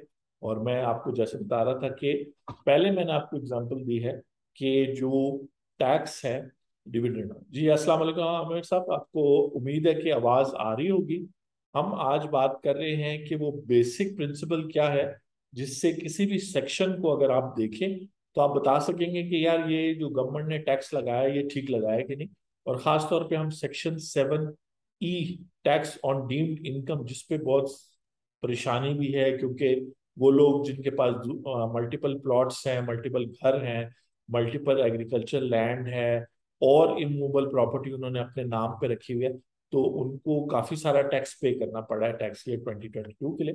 तो वो क्राइटेरिया मैं बता रहा हूँ जिससे हम चेक करेंगे और इस कंक्लूजन पे आज पहुंचेंगे कि जो सेक्शन 7E है ये इतनी आसानी से Lahore high court, Sindh high court या सुप्रीम कोर्ट में फाइनली जब जाएगा, सुप्रीम कोर्ट ऑफ पाकिस्तान, तो स्ट्रक डाउन नहीं होगा। तो क्राइटेरिया मैं कह रहा था कि जब भी कोई चार्जिंग सेक्शन होता है, यानी कि जैसे हमने अभी टैक्स ऑन डिविडेंड का सेक्शन देखा था, तो उसमें चार चीजें देखते हैं। एक चीज ये देखते हैं कि सब्जेक्ट ऑफ टैक्स क्या है, यानी कौन सी इनकम है जिसकी बात हो रही है। अच्छा, इसमें नेचुरल इनकम्स भी आ सकती हैं, जैसे डिविडेंड एक नेचुरल इनकम है, हमें पता है कंपनीज जो शेयर होल्डर्स को प्रॉफिट शेयर करती हैं उनके साथ, उनको हम डिविडेंड कहते हैं। लेकिन इसमें आर्टिफिशियल इनकम भी आ सकती है। फिर वो कहते हैं पर्सन लाइबल टू पे द टैक्स, तो पर्सन कौन है, उसी सेक्शन में उस पर्सन का भी जिक्र होना चाहिए जो जिसकी लाइबिलिटी है उस टैक्स को पे करने की। बेशक विदहोल्ड कोई और कर रहा है, लेकिन उस शख्स की लाइबिलिटी जो है उसका जिक्र होना चाहिए चार्जिंग सेक्शन में। चौथा ये कि रेट क्या होना चाहिए जो टैक्स के तौर पे, यानी टैक्स जो है वो एक परसेंटेज है, तो वो रेट क्या है जो पे करनी है उसने, और वो कौन सा रेफरेंस पॉइंट है, वो कौन सा मेजर है, वो कौन सी वैल्यू है जिस पर ये रेट अप्लाई होगा। तो हम जब section 5 of income tax ordinance 2001 हमने पढ़ा, तो इसका सब सेक्शन 1 जो है सबसे पहले कहते हैं कि टैक्स इम्पोज किया जाएगा। रेट्स जो है फर्स्ट शेड्यूल में दिए हैं, 7.5, 15% या 25, इन तीनों में से जो है जो भी 15% उसका जनरल रेट है जो आम कंपनीज डिविडेंड देती हैं। तो रेट भी आ गया हमारे पास। अगर मैं आपसे पूछूं कि सब्जेक्ट क्या है, यानी कि हम किस इनकम की बात कर रहे हैं, तो सेक्शन 5 के हवाले से आप कहेंगे हम डिविडेंड इनकम की बात कर रहे हैं। तो हमारे पास सब्जेक्ट ऑफ टैक्स भी आ गया, पहली कंडीशन भी हो गई। फिर पर्सन के हवाले से यहाँ लिखा है on every person who receives A dividend. तो यहाँ टैक्स लॉ में पर्सन से मुराद है individual, AOP association of person जिसमें पार्टनरशिप वगैरह भी आता है, और कंपनी, कंपनी के अंदर एनजीओ भी आती है, उसमें वो अपना ट्रस्ट भी आता है वगैरह। तो इस तरीके से पर्सन भी डिफाइन हो गया जिसने देना है। तो इसका मतलब है डिविडेंड चाहे कंपनी रिसीव करे या इंडिविजुअल, उन्होंने टैक्स पे करना है। और किस रेट पे होना है, यानी कि रेट क्या है, जो थर्ड रिक्वायरमेंट, वो सब सेक्शन 2 में बताया हुआ है कि ग्रॉस अमाउंट ऑफ डिविडेंड, जो ग्रॉस अमाउंट ऑफ डिविडेंड है उस पर आपने रेट अप्लाई करना है। रेट तो मैंने आपको पहले ही बता दिया कि 7.5, 15% या 25, तो हम ले लेते हैं 15%, जो एक जनरल रेट्स है जो ज्यादातर डिविडेंड्स पे अप्लाई होता है। वो जो है किस पे अप्लाई होगा, तो अगर डिविडेंड 10 रुपए के शेयर पे 20% मिला है, चाहे आपने शेयर 50 रुपए का भी लिया, तो 2 रुपए जो डिविडेंड है वो आपका जो है उस पर 15% अप्लाई होगा। तो ग्रॉस अमाउंट पे होगा। जो ये जो ग्रॉस अमाउंट है ये वो चौथी कंडीशन है। चौथी कंडीशन क्या है कि वो वैल्यू क्या है जिस पे अप्लाई होना है। तो ग्रॉस यहाँ लिखा गया, अगर ना लिखा जाता तो फिर डिविडेंड में से जक़ात माइनस करके या और डिडक्शन माइनस करने के बाद जो नेट डिविडेंड आपको आता उस पर टैक्स लगता, क्योंकि यहाँ मेंशन नहीं है। इसीलिए कोई चीज भी अगर इन चारों में से मिसिंग हो तो वो चीज फौरन लाहौर हाई कोर्ट में, सिंध हाई कोर्ट में, यानी हाई कोर्ट्स या मेरिट पिटीशन चली जाती है, या सुप्रीम कोर्ट में फंडामेंटल राइट्स के अगेंस्ट है तो वो उसमें वहां चली जाती है, या वो लोग सुओ मोटो एक्शन ले लेते हैं। तो ये चार कंडीशंस बड़ी जरूरी हैं जो इस किताब में, जो अगर आप ये वीडियो, चूंकि आमिर साहब अभी आपने ज्वाइन किया है तो शुरू में इस किताब की हम बात कर रहे थे जो पाकिस्तान टैक्स बार ने प्रिंट की है, तो आप यूट्यूब के ऊपर फिर इसको थोड़ी देर बाद इस पूरे वीडियो को देख सकते हैं। तो शुरू के जो दो बातें हैं कि कैसे आप ज्वाइन कर सकते हैं और बुक आपको कहाँ से मिलेगी या ये बुक क्या है, उस पर बात हुई। अभी जो थर्ड टॉपिक जिस पे हम बात करें कि ये चार टैक्स ज्यूरिस्प्रूडेंस के गोल्डन रूल्स हैं जो अदालतें बार बार देखती हैं। अब जो है हम उस सवाल पे आते हैं, यानी कि ये है लाखों करोड़ों रुपए का सवाल। अगर जिन्होंने रिट पिटीशन हाई कोर्ट में की है उन्होंने लाखों से लेके करोड़ों तक फीस ली होगी। तो ये मैं इस काबिल तो नहीं हूं कि मैं वो उन लोगों के लेवल के जो हाई कोर्ट और खासतौर पे सुप्रीम कोर्ट में कर रहे हैं, बड़े बड़े जो हमारे लेजेंडरी टैक्स लॉयर्स हैं, लेकिन यहाँ मैं बेसिक जो है ना बात बताऊंगा सेक्शन 7E के बारे में, और मकसद ये होगा कि जो फ्लड रिलीफ के तौर पे ये मेरी कंट्रीब्यूशन है कि ये टॉपिक जो है अगर आप इसको सोच समझ के अपने क्लाइंट को फायदा देते हैं या खुद रिट पिटिशन करते हैं और कुछ पैसे कमा लेते हैं, तो मकसद ये होगा कि इस मुश्किल वक्त में मेरी तरफ से ये कंट्रीब्यूशन हो जाए। जी स्टार्ट करते हैं, और इस पे फिर हम आज की मीटिंग को खत्म करेंगे कि जो सेक्शन 7E है, टैक्स ऑन डीम्ड इनकम। और आमिर साहब, अगर आपका कोई क्वेश्चन है तो आप चैट बॉक्स में लिख सकते हैं, मैं आखिर में उसका जवाब दे दूँ। टैक्स ऑन डीम्ड इनकम, अब ये बड़ा इंटरेस्टिंग सेक्शन भी है जो फाइनेंस एक्ट 2022 में ऐड हुआ है, और ये टैक्स ईयर 2022 पे भी अप्लाई हो गया, यानी कि जिसके पास मल्टीपल प्लॉट्स हैं, फार्म हाउसेस हैं, मल्टीपल इमूवेबल प्रॉपर्टी है, उस पर अप्लाई होता है। मेरी अपनी आर्ग्यूमेंट तो ये है कि ये तो मूवेबल प्रॉपर्टी पे भी अप्लाई होता है, लेकिन आज हम इसको सिर्फ इमूवेबल प्रॉपर्टी पे रखेंगे। तो कहता है फॉर टैक्स ईयर, मैं हूँ section 7E, tax on deemed income subsection 1, for tax year 2022, यानी अभी जिसकी रिटर्न फाइल हो रही है, एंड ऑनवर्ड, जब तक ये लॉ चेंज नहीं होता 2023, a tax shall be imposed. अब टैक्स इम्पोज्ड होगा, और वो भी वर्ड यूज हुआ है, शेल बी इम्पोज्ड, और यहाँ पे डिविडेंड इनकम की तरह सब्जेक्ट टू ऑर्डिनेंस नहीं लिखा, यानी ये पक्का पक्का सेक्शन है। ये जो टैक्स लगा रहा है उसकी फर्स्ट प्रायोरिटी होगी इन चीजों पे जिसपे वो टैक्स लगा रहा है। तो tax shall be impose compulsory है at the rate specified in division 8C of part 1 of first schedule. तो रेट मैं आपको बता दूं, रेट जो है 20% रेट है। अच्छा, 20% किस चीज का, तो वही आ जाते हैं on the income specified in this section. इसी सेक्शन के अंदर जो इनकम स्पेसिफाई की गई है उस पर जो है लगाया जाएगा। तो मैं एक चीज आपको और बताना चाहता हूँ जो बड़ा इंपॉर्टेंट है, अगर वो कोई भी मिस कर रहा है तो वो इंपॉर्टेंट पॉइंट मिस कर रहा है। मैं सेक्शन 2 में जा रहा हूँ, और क्लॉज जो है 29 है हाल में, क्योंकि याद इसलिए हो गई है क्योंकि जब आप वर्किंग करते हैं, और यहाँ पेंसिल के निशान बहुत सारे मैंने लगाए हुए हैं, 19 के बाद एकदम से 38 आ गया क्या? अच्छा जी, तो किसी ने पेज तो नहीं निकाल दिया? अच्छा, मिस, थोड़ी सी मिस प्रिंटिंग हुई है, या क्लॉज 19 बाद में प्रिंट हुआ है, ये थोड़ा हो जाता है, कोई मसला नहीं, किताब है। यहाँ मैं हूँ सेक्शन 29, जो सेक्शन 2 क्लॉज 29, इनकम इंक्लूड्स। तो ये इनकम की डेफिनेशन, और ये बहुत क्रिटिकल है, इसके अंदर उन्होंने मल्टीपल चीजें की बताई हुई हैं, और इसके अंदर एक जुमला है जो बड़ा इंपॉर्टेंट है। वो कहते हैं any amount treated as income under any provision of this ordinance, वो भी इनकम है। तो ये जो सेक्शन 7E है, इसमें यहाँ पे डीम्ड इनकम का जो वर्ड यूज हुआ है, इसका मतलब है कि ये वो इनकम है जो कानून कह रहा है कि आपने कमाई है, लेकिन एक्चुअली आपने कमाई नहीं। और इसकी लॉजिक मैं आपको बताता हूँ। इसकी लॉजिक ये है कि वो ये कह रहे हैं कि अगर किसी शख्स के पास भी बिजनेस प्रेमस, एक सेकंड बिजनेस प्रेमस है, जहाँ जो जो ना तो उसने रेंट आउट किया हुआ है, ना ही उसने जो है खुद उसमें बिजनेस करता है, या एग्रीकल्चर लैंड है जिसमें वो, ना ही सेकंड एग्रीकल्चर लैंड है जिसमें ना ही वो खुद एग्रीकल्चर कर रहा है, ना उसने किसी को दी हुई है, और ठीक है ना। तो इस तरह करके वो और भी एसेट्स हैं शहीद वगैरह को जो मिले हैं, फिर ऐसा कैपिटल एसेट, इमूवेबल प्रॉपर्टी जिसपे सेक्शन 236 के यानी बाइंग के टाइम पर हुई है और आपका पहला साल है, इस तरह करके और भी, और गवर्नमेंट, लोकल गवर्नमेंट के जो एसेट्स हैं। बेसिकली वो ये कह रहे हैं कि अगर आपके पास सेकंड घर है, और हम इसी एग्जांपल पे रहेंगे कि आपके पास दो घर हैं, DHA लाहौर में, और एक घर में आप रहते हैं, दूसरा घर आपने किराए पे नहीं दिया और वो खाली पड़ा है जनरल, ये उस दूसरे घर पे टैक्स लगा रहा है, ठीक है। और वो हम कंडीशंस भी पूरी पढ़ेंगे कि वो सारी कंडीशंस क्या है, जो चार हमने पढ़ी हैं वो इस सेक्शन पे अप्लाई होती हैं कि नहीं। अगर होती हैं तो फिर इसको चैलेंज करना मुश्किल हो जाएगा। तो बेसिकली ये जो दूसरा घर है, ये अगर किसी वजह से भी, सपोज करें आपके फैमिली में शादी है, आपके पास दूसरा घर ना होता, तो आप कोई होटल में अपने मेहमानों की बुकिंग करवाते, तो जब आप होटल में बुकिंग कराते तो होटल वाले आपसे पैसे लेते।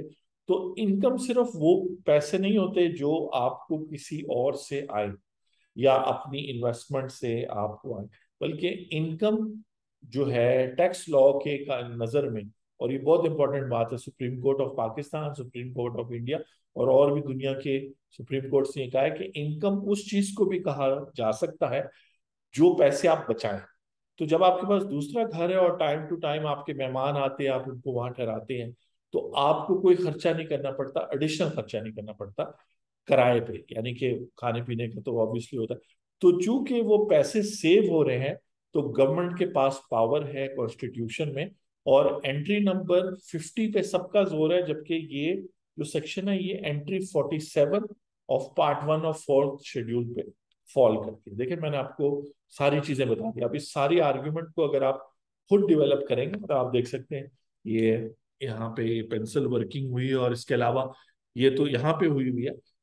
जो आपके पास अलग से डायरी वगैरह होनी चाहिए, उसके ऊपर जितना ज्यादा आप लिखें इस बात को, पूरा केस तैयार करें, चाहे आपके पास क्लाइंट नहीं भी है, लेकिन कहने का मतलब है आपकी एक अंडरस्टैंडिंग होनी चाहिए जो दुनिया को बताए कि आप एक प्रोफेशनल बंदे और क्लाइंट के लिए मैक्सिमम काम करेंगे, क्योंकि आप ये एफर्ट कर रहे हैं। तो ये है वो कॉन्सेप्ट जिसके तहत यहाँ पे सेक्शन पे लगाया गया कि जो दूसरा घर, और ये बिजनेस प्रेमिस की भी बात हो सकती है कि आप अपने रिश्तेदार को वो दे देते हैं बिजनेस प्रेमिस, तो आपको चूंकि बचत हो रही है पैसों की, तो उस पैसों पे जो आपको कैश में तो रिसीव नहीं हुआ, लेकिन वो डीम्ड इनकम है। डीम्ड इनकम का मतलब है कि कानून उसको इनकम बना रही है। अब आया entry 47 of part 1 of 4th schedule of 1973 का कॉन्स्टिट्यूशन कि में जो एंट्री आ रही है टैक्स ऑन इनकम, उस इनकम में डीम्ड इनकम, नेचुरल इनकम और ये सब शामिल है कि नहीं। तो ये जो है ना, ये सवाल अब कोर्ट इसका जवाब देगी, लाहौर हाई कोर्ट भी, और जो अपना जो सुप्रीम कोर्ट के पास जब जवाब। अच्छा जी, हमें ज्वाइन किया है आमिर जान साहब, तो पहले से थे, अब हमें ज्वाइन कर रहे हैं मोहम्मद अली खान, तो थैंक यू ज्वाइन करने के लिए, और उनको भी वेलकम करते हैं। जी मोहम्मद अली खान, खान साहब वेलकम। और ये जो जूम मीटिंग्स हैं आज वाली, ये यूट्यूब के ऊपर अवेलेबल होंगी थोड़ी देर बाद रात तक। तो आप इस वक्त पार्ट 3 को ज्वाइन कर रहे हैं, जहां हम section 7E tax on deemed income पर बात कर रहे हैं। और हम बात कर रहे हैं कि किसी भी चार्जिंग सेक्शन में, यानी कोई भी सेल्स टैक्स का कानून हो, कोई सर्विस टैक्स का कानून हो, उसमें ये 4 इंग्रेडिएंट्स होने चाहिए, जो हमने इस वीडियो के पार्ट 2 में डिटेल में बात की थी। और फिर हमने एग्जांपल ली थी टैक्स ऑन डिविडेंड सेक्शन 5। इस वक्त सेक्शन 7E पे हम बात करें। आप दोनों का अगर कोई क्वेश्चन है तो आप चैट में टाइप कर सकते हैं, मैं जवाब दे दूंगा। लेकिन आज हम यहाँ लाखों रुपए वाली बात कर रहे हैं, और मैं थोड़ा सा समराइज करके आगे जाता हूँ। सेक्शन 7E पर मैं अभी 4 रूल्स अप्लाई करने लगा हूं, जो हर टैक्स लॉ के चार्जिंग सेक्शन में ये इंग्रेडिएंट्स होने चाहिए, जो मैंने पालकी वाला साहब की किताब जो law and practice of income tax है इंडियन, वहां से ये उनके पहले चैप्टर से ये 4 इंग्रेडिएंट्स उठाए हैं। जो है कि सब्जेक्ट ऑफ द टैक्स होना चाहिए सेक्शन के अंदर, सब्जेक्ट ऑफ द टैक्स यानी उस इनकम का जिक्र होना चाहिए जिसपे टैक्स लग रहा है। दूसरी कंडीशन ये है कि वो पर्सन का क्लियरली जिक्र होना चाहिए कि पर्सन लाइबल टू पे द टैक्स। अगर किसी पर्सन का जिक्र नहीं है तब भी वो सेक्शन फेल हो जाएगा। थर्ड जो है रेट का mention, rate at which tax is to be paid, यानी वो रेट क्या है, 15%, 20% वगैरह वगैरह। और फिर वो बेस जो है measure or value on which the rate is to be applied, वो टैक्सेबल अमाउंट क्या है। डिविडेंड के केस में ग्रॉस डिविडेंड थी। तो हम सेक्शन 7E का बेसिक फिलॉसफी ये कर रहे थे कि मैं आपको बता रहा हूँ आफ्टर कंसल्टिंग बहुत सारे केस लॉज इंडियन भी और पाकिस्तानी भी, कि यहाँ पे सेक्शन 7E में टैक्स ऑन डीम्ड इनकम का मतलब ये है कि चूंकि आपके पास सेकंड रेजिडेंशियल घर है, और हम एक सिंपल एग्जांपल ले रहे हैं कि आपके पास चूंकि ये दूसरा रेजिडेंशियल घर है, और आपके मेहमान आएंगे तो आपको होटल में नहीं ठहराने पड़ेंगे, तो आप घर, इस दूसरे घर को साफ सुफ करा के वहां ठहराएंगे। शादी का मौका है, खुशी गमी का कोई भी मौका है, तो आपको चूंकि पैसे बच रहे हैं, तो entry 47 of part 1 of 4th schedule जो है taxes on income except agriculture income, वो वहां जो इनकम का वर्ड यूज हुआ है उसमें डीम्ड इनकम, आर्टिफिशियल इनकम और नेचुरल इनकम सारी की सारी इनकम्स आती है। तो फिर कॉन्स्टिट्यूशन इस इनकम टैक्स ऑर्डिनेंस 2001 को पावर तो दे रहा है। ज्यादातर लोग जो हैं और इसमें शबर जैदी साहब हो गए, डॉक्टर इकराम उल हक हो गए और बड़े जितने भी जाइंट्स हैं, वो सब बात कर रहे हैं कि एंट्री नंबर 50 में ये फॉल कर रहा है। लेकिन मैं आपके साथ शेयर कर रहा हूं कि मेरा ओपिनियन है, और टोटली भी गलत हो सकता है, कि ये entry number 47 of part 1 of fourth schedule of constitution of Pakistan में फॉल कर रहा है। डीम्ड इनकम भी इनकम की एक टाइप है, और यहाँ पे मैंने अभी थोड़ी देर पहले इनकम टैक्स लॉ के अंदर भी डेफिनेशन पढ़ के सुनाई, जहां पे कहा था कि अगर कोई किसी भी चीज को वो इनकम डीम कर देगा ये कानून, तो वो इनकम बन जाएगी। लेकिन उसकी पीछे से भी पावर आ रही है एंट्री नंबर 47 से। चले, वो मसला कॉन्स्टिट्यूशन वाला मसला मेरे हिसाब से तो क्लियर हो गया, लेकिन इस पे बहुत सारी बहस करने की जरूरत है, खासतौर पे हाई कोर्ट और हाई कोर्ट और सुप्रीम कोर्ट में, जो हो भी रही है लॉ और हाई कोर्ट। अच्छा, अब जो है वो 4 कंडीशंस क्या है, और थोड़ी देर बाद मैं आपसे इजाजत लूंगा, क्योंकि मैं एक क्लाइंट के पास आया, उनका काम कंप्लीट हो गया है, तो वो भी जाना चाह रहे हैं। तो नेक्स्ट फ्राइडे आपसे दोबारा मुलाकात होगी, आपके क्वेश्चंस होंगे तो यहाँ पे या यूट्यूब पे या आप अपना taxdosti.com पेज पे पूछ लेना। 4 इंग्रेडिएंट्स में से अब हम पहली इंग्रेडिएंट अप्लाई करते हैं सेक्शन 7E पे, सब्जेक्ट ऑफ टैक्स। अच्छा, याद रखिए कि ये जो सेक्शन है ना, इसमें फिर सब सेक्शन 2 भी है, 2 के अंदर ABCDEFI तक है, सब सेक्शन 3 भी है, 4 भी है, जहां कैपिटल एसेट की डेफिनेशन दी हुई है। मैं जो है डेफिनेटली ये, वो मेरे क्लाइंट्स आजकल मुझे छेड़ रहे हैं कि ये आपका फेवरेट टॉपिक है, तो मैं इस पे बात करता रहूंगा, लेकिन आज हम देख रहे हैं कि इसको स्ट्रक डाउन इजिली किया जा सकता है कि नहीं। तो इसमें एक तो पावर कॉन्स्टिट्यूशन से आ गई एंट्री 47 से। दूसरा ये कि सब्जेक्ट ऑफ टैक्स जो है ना, यहाँ डीम्ड इनकम सब्जेक्ट है। डीम्ड इनकम का मतलब ये है कि आर्टिफिशियल इनकम यहाँ टैक्स की जा रही है। तो आप ये नहीं कह सकते कि हमें पता ही नहीं चल रहा कि किस चीज को टैक्स किया जा रहा है, क्योंकि देखिए इसके अंदर एग्जांपल है, मैं एक्सक्लूजन्स बताता हूँ। अगर आपका वो दूसरा घर जो रेजिडेंशियल घर है आपने किराए पे दे दिया, तो ऑटोमेटिकली सेक्शन 7E में से निकल जाएगा। यानी आपकी वेल्थ में अगर वो 5 करोड़ का भी 10 करोड़ का भी शो हो रहा है, तो उस पर ये रेट अप्लाई नहीं होगा, जो मैं अभी एक्सप्लेन करूंगा। रेट मैंने बताया 20% तक, लेकिन किस चीज का 20% वगैरह वो हम सब। तो सब्जेक्ट ऑफ द टैक्स जो है वो है डीम्ड इनकम, आर्टिफिशियल इनकम। अब IFP फेडरल गवर्नमेंट के पास पावर है इस टैक्स लॉ के मुताबिक डीम्ड इनकम। तो आप देखें उन्होंने और जगहों पे भी डीम्ड इनकम बनाई हुई है। सेक्शन 113 जो है वो क्या है, वो आपकी सेल्स या अपने टर्नओवर को इनकम कंसिडर करके उस पर टैक्स लगा लेते, जो बेसिकली पुराना 80C और 80D सेक्शंस थे। 80D पुराने कानून के मुताबिक इनकम टैक्स ऑर्डिनेंस है, जिसमें बहुत तफसील बहस हुई थी। इलाही कॉटन मिल्स का केस है, और उसमें बड़े बड़े वकील उस सब भी पेश हुए थे, अभी भी बड़े बड़े लेजेंड्स पेश हो रहे हैं इन केसेस में। अच्छा, तो सबसे पहले सब्जेक्ट ऑफ टैक्स जो है वो डीम्ड इनकम है, और डीम्ड इनकम से मुराद है एक आर्टिफिशियल इनकम जो लेजिस्लेशन यानी पार्लियामेंट ने अज्यूम किया है कि ये घर होने की वजह से आपको पैसों की बचत हो रही है। तो अगर आप वो किराए पे दे देते हैं और उसको आप इनकम टैक्स रिटर्न में डिक्लेयर करते हैं और इनकम फ्रॉम प्रॉपर्टी के नीचे शो करते हैं, तो ये वाला एसेट जो है आपकी वेल्थ में फिर इस टैक्स से बच गया, वो निकल गया। ठीक है, और जितने ज्यादा निकलते जाएंगे वो 2 करोड़ 50 लाख की लिमिट भी आपको अवेलेबल रहेगी। अगर कोई एसेट बच भी जाता है तो शायद वो 2 करोड़ 50 लाख की लिमिट से नीचे हो। तो इसलिए तसल्ली से देखें, इसको स्टडी करें, और अभी तो ये सिलसिला चलता रहेगा। अब सेकंड सब्जेक्ट है कि पर्सन लाइबल टू पे द टैक्स, किस शख्स ने पे करना है ये टैक्स। तो यहाँ पे पर्सन का जो है ना बड़ा ही क्लियर जिक्र है, और ये मैं अपने नॉन रेजिडेंट टैक्स पेयर्स और नॉन रेजिडेंट भाइयों बहनों के लिए बताना चाह रहा हूँ, क्योंकि वो बहुत ज्यादा परेशान है। Section 7E tax on deemed income के सब सेक्शन 2 में वो कहते हैं अ रेजिडेंट पर्सन। अब इस बात के दो मतलब है। इस बात का एक ये मतलब है कि नॉन रेजिडेंट निकल गया। एक तो नॉन रेजिडेंट ने वैसे भी वेल्थ स्टेटमेंट फाइल नहीं करनी होती, और अगर गलती से की भी हुई है वॉलंटरी बेसिस पर, तो उस पर ये सेक्शन अप्लाई नहीं होंगे, चाहे उसके जितने भी प्लॉट्स और घर हो, या जिस तरह हम ले रहे हैं कि उसका सेकंड घर हो वगैरह, और बेशक वो दोनों घरों में ना रह रहा, उसका एक घर हो तो वो तो इस एक्सक्लूजन में निकल जाएगा जो सब सेक्शन 2 में ए है, one capital asset owned by the resident person.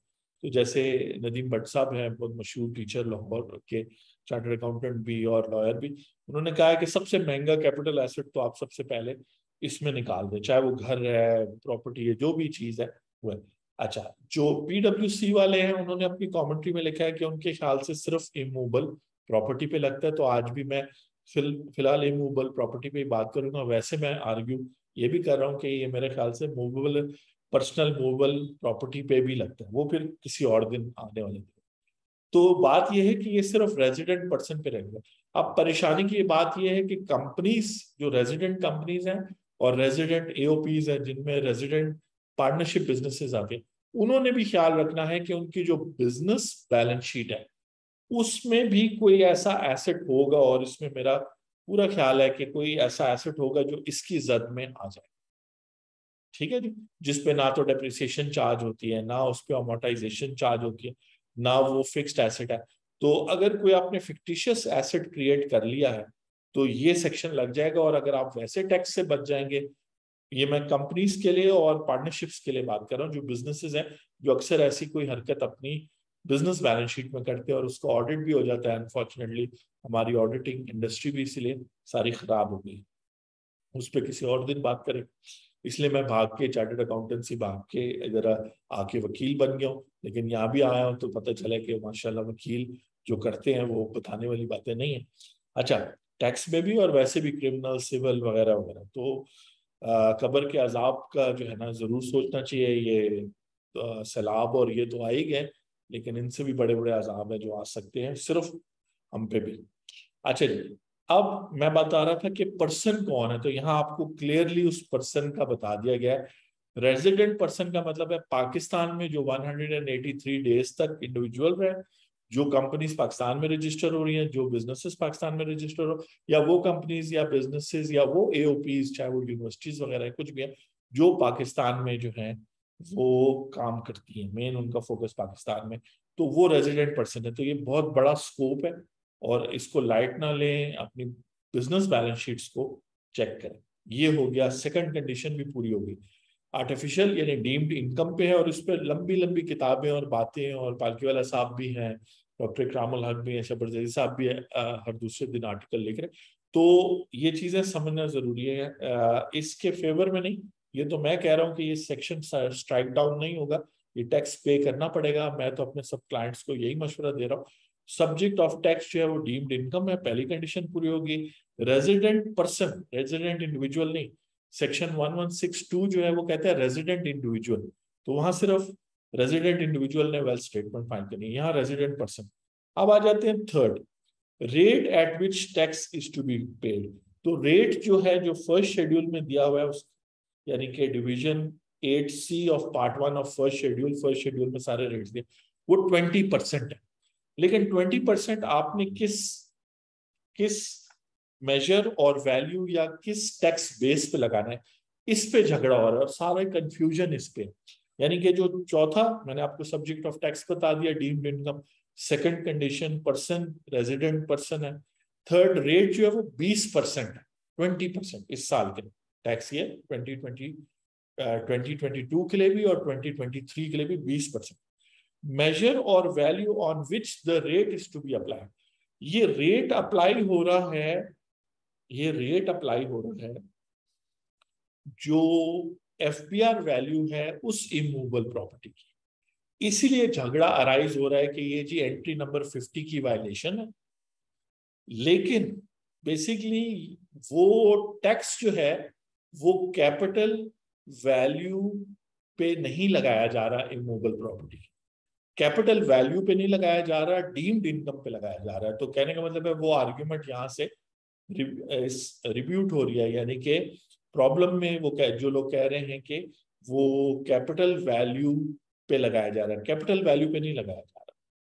Capital value को यूज किया जा रहा है टैक्स को कैलकुलेट करने।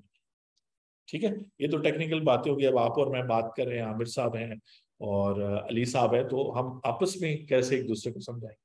बात ये हो रही है कि आपने डीम्ड इनकम यानी वो जो दूसरा घर है उसकी वजह से आपको पैसे सेव हो रहे हैं। वो जो पैसे सेव हो रहे हैं वो कितने सेव हो रहे हैं वो तो कोई नहीं बता सकता, क्योंकि जो मॉनेटरी चीज, जो चीज मॉनेटरी वैल्यू में आपको ना आ रही हो, वो आप नहीं बता सकते। लेकिन गवर्नमेंट ने ये चारों कंडीशन पूरी तो करनी है, कोई वैल्यू या कोई मेजर तो रखना है जिसपे 20% अप्लाई होगा। तो उन्होंने डिसाइड किया, और ये इसीलिए जब फाइनेंस बिल 2022 आया था तो इसकी वर्डिंग डिफरेंट थी। फिर किसी ने गवर्नमेंट को मशवरा दिया तो उन्होंने इसको सेक्शन 7E करके उसकी वर्डिंग डिफरेंट की। जो इंडियन इनकम टैक्स एक्ट 1961 के सेक्शन 23 के अंदर सब सेक्शन 2, 3 या 4 है, वहां से ये इंस्पायर हुआ गया है और ये सेक्शन उठाया गया है, जिस वहां भी उन्होंने सेकंड घरों को, थर्ड घरों को टैक्स किया। यहाँ पाकिस्तान में उन्होंने सारे कैपिटल एसेट्स को या आपकी इमूवेबल प्रॉपर्टी को, तो कॉल PWC की कमेंट्री के उन्होंने कर दिया। तो आम जुबान में वो बेस क्या है, तो उन्होंने बेस उठाई है कि आप मार्केट वैल्यू लेंगे उस इमूवेबल प्रॉपर्टी की, ठीक है, और उसकी जो वो है उससे कंसिडर किया जाएगा। मैं पढ़ देता हूं सबसेक्शन 2 में, यानी कि resident person shall be treated to have derived an income chargeable to tax under this section, वही इनकम की डेफिनेशन से भी ये मैच हो गया, an amount equal to 5% of the fair market value. तो बेसिकली वो ये कह रहे हैं कि आपकी जो घर की जो दूसरा रेजिडेंशियल घर है, और हाँ हम सिर्फ उसी एग्जांपल ले रहे हैं, आप उसमें जो मर्जी पुट कर लें, सेकंड रेजिडेंशियल जो घर है आपका, उसकी फेयर मार्केट वैल्यू यानी सेक्शन 68 के तहत, और अब फेयर मार्केट वैल्यू की डेफिनेशन में ये आई है अमेंडमेंट के, उससे मुराद FBR वैल्यू होगी, और जहां जिस शहरों में या गांव में FBR वैल्यू नहीं है वहां उससे मुराद DC वैल्यू होगी। तो FBR की जो भी वैल्यू होगी उस घर की आप 5%, यानी कि 100 रुपए अगर उस घर की वैल्यू है तो 5 रुपए 2022 में आपकी वो इनकम हो गई, 5 रुपए, ठीक है ना जी। और उस 5 रुपए की इनकम पर अब टैक्स लगना है 20% के हिसाब से, तो 1 रुपए टैक्स लगे। तो मेरा ख्याल है कि मेरे कई हफ्तों महीनों की मेहनत के बाद आई होप के आप समझ गए हैं, और चैट में उन्होंने सवाल भी पूछा है, तो सवाल का भी मैं जवाब देता हूँ। लेकिन मैं कंक्लूड करूंगा आज कि 4 कंडीशन जरूरी है सेक्शन 7E में, चारों कंडीशन मुझे नजर आ रही। मैं टोटली भी गलत हो सकता हूँ, 50% भी, 90% भी, जो अब आपने देखना है कि मैं क्या बात करूँ। टैक्स ऑन डीम्ड इनकम जो है वो टाइटल ही बता रहा है कि सब्जेक्ट ऑफ टैक्स क्या है। जैसे सेक्शन 5 डिविडेंड इनकम पे टैक्स था, तो ये डीम्ड इनकम पे है, आर्टिफिशियल यानी वो इनकम जो पार्लियामेंट ने अपनी विजडम में डिसाइड किया कि आपको बचत हो रही है क्योंकि आपके पास सेकंड घर है, सेकंड बिजनेस प्रेमिस है, या आपके पास एक्स्ट्रा कैपिटल एसेट्स है, जो कैपिटल एसेट की डेफिनेशन पूरी कर रहे हैं सेक्शन। दूसरा जो पर्सन लाइबल है वो है रेजिडेंट पर्सन। तीसरा जो रेट फर्स्ट शेड्यूल में दिया हुआ है वो 20% दिया। अब वो कौन सी बेस वैल्यू है, वो है फेयर मार्केट वैल्यू या capital value of the asset. तो इस वजह से काफी कंफ्यूजन है कि नहीं नहीं नहीं नहीं, कैपिटल एसेट पे आप टैक्स नहीं लगा सकते, वो सिर्फ प्रोविंसेस लगा सकते हैं। तो बहस आज के दिन हो ही नहीं रही। टैक्स तो लग डीम्ड इनकम पे रहा है, जैसे सेक्शन 113 पे टर्नओवर को इनकम कंसिडर कर दिया, यहाँ वो घर जो आपको बचत दे रहा है वो कंसिडर हो गया, या कोई भी कैपिटल एसेट जो आपको पैसे सेव करके दे रहा है जस्ट बिकॉज आपके पास एक एक्स्ट्रा है, 2 है, 3 है, 4 है, तो वो है। और होल्ड करने पर है, सेल या परचेज पे नहीं है, वो फिर एक अलग कहानी है।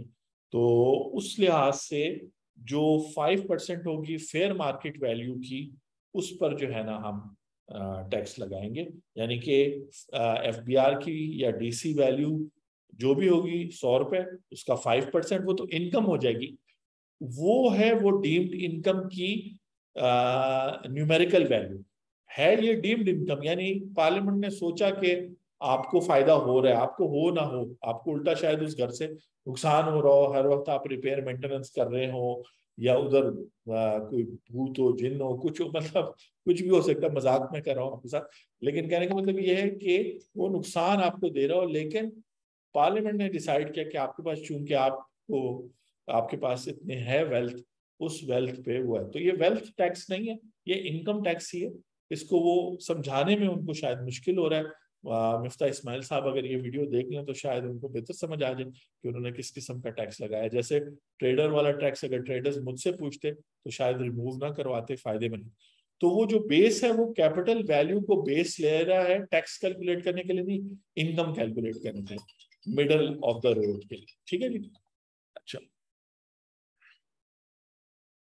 अब जो है उसमें ये हो गया, हमने इनकम कैलकुलेट करने के लिए capital value of immovable property ली है।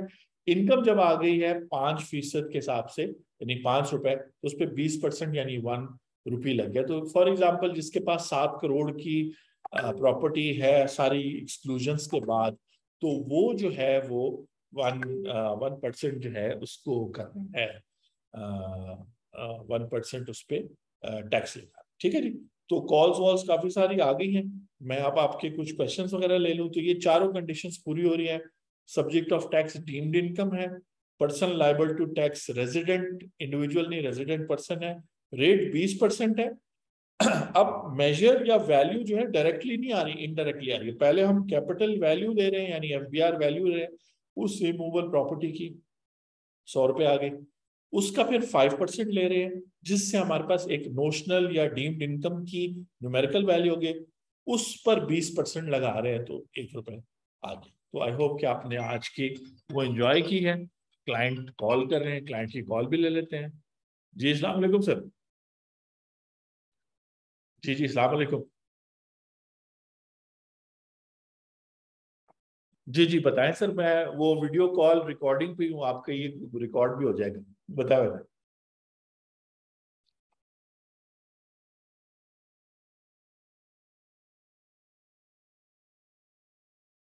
अच्छा ठीक है, बिल्कुल ठीक है। कुछ ज्यादा नहीं, उसमें यह है कि शेयर कैपिटल कितना आपने बढ़ाना है, मतलब। हाँ ठीक है। अच्छा एक ठीक है, तो उसमें उसमें यह है कि ऑनलाइन ही अप्लाई करते हैं, फीस दाखिल करते हैं और अप्रूवल का वेट वेट करते हैं, तो हो जाएगा। यानी कि one one week, 3-4 working days के अगर सुबह शुरू हो जाए, मतलब मंडे को शुरू हो जाए, तो थर्सडे फ्राइडे तक अप्रूवल आ जाएगा। ये अगर लाहौर की बात करें तो। अच्छा कराची का, तो फिर यही है कि ठीक है, वो उधर भी बात कर लेंगे, कोई नहीं, अपना वो है।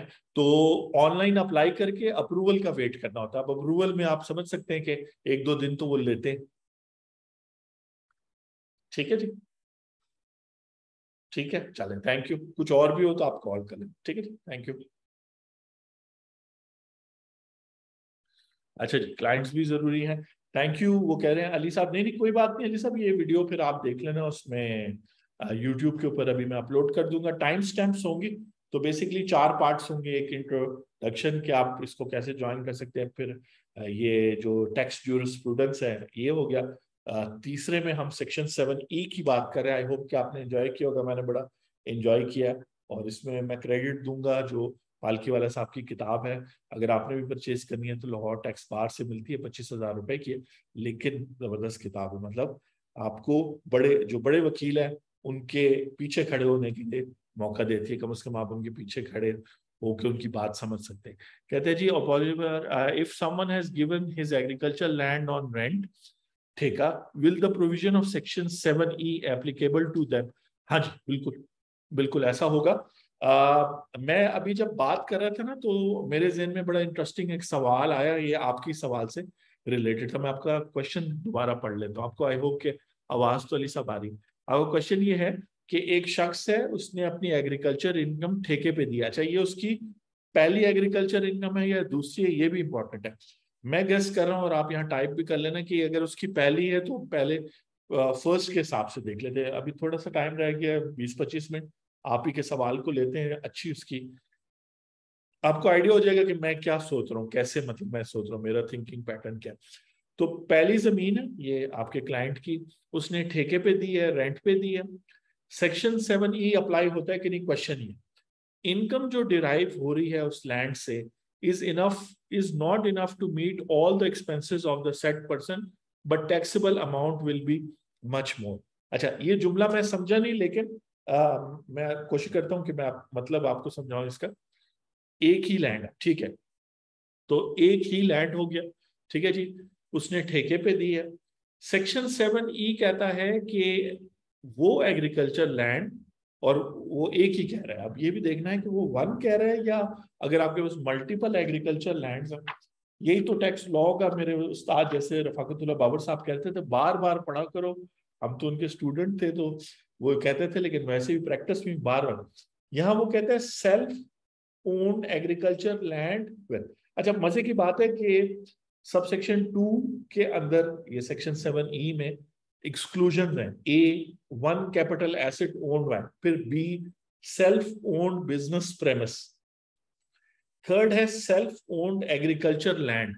अच्छा, अब इसका ये मतलब है कि उसका जितना self owned agriculture land where agriculture activities carried out by the person excluding farm house, इसका मतलब है कि अगर उसके पास लैंड है ना, 6 एग्रीकल्चर लैंड की बात हो रही, 6-8 जगहों पे उसकी लैंड है, और वहां वो खुद यानी ठेके पे उसने नहीं दी हुई, तो वो जितनी की जितनी है, मतलब अब मुझे नहीं पता, मैं जिम्मेदार हूं नहीं, कि एकड़्स में होती है गालबन, तो हजारों एकड़्स भी है, और उसके ऊपर वो खुद खेती बाड़ी कर रहा है यानी फार्मिंग कर रहा है, तो उसको उस पर 7E अप्लाई नहीं होगा। तो आपके केस में आपके क्लाइंट पे 7E अप्लाई होगा। यानी कि यहाँ दो लोगों की बात है, जो ठेके वाला बंदा है वो तो एग्रीकल्चर इनकम टैक्स भी देगा, आपने जो ठेके पे दी हुई है आप एग्रीकल्चर इनकम टैक्स पता नहीं देंगे कि नहीं, वो सोचना पड़ेगा, लेकिन 7E आप पे अप्लाई होगा, क्योंकि देखें आप वो कंडीशन मीट नहीं कर रहे कि आप ना agriculture activities carried out by person, वही जो पर्सन है वो एग्रीकल्चर एक्टिविटी जो है वो कैरी आउट नहीं कर रहा, उसने आगे ठेके पे दे दिया, तो उसको होल्ड करने पे ना जितनी की भी जितनी है उसकी डीसी वैल्यू, क्योंकि एफबीआर वैल्यू तो होगी नहीं उस एग्रीकल्चर लैंड के, तो डीसी वैल्यू का 5%, और उस 5% पे फिर 20% टैक्स लगेगा। वही वाली बात है कि अगर वो 5 करोड़ की डीसी वैल्यू बनती है, वैसे तो 5 करोड़ तो बहुत ज्यादा जमीन होगी, 1 लाख की अगर वो जमीन बन रही है तो उस पर उसको थोड़ा बहुत टैक्स देना होगा।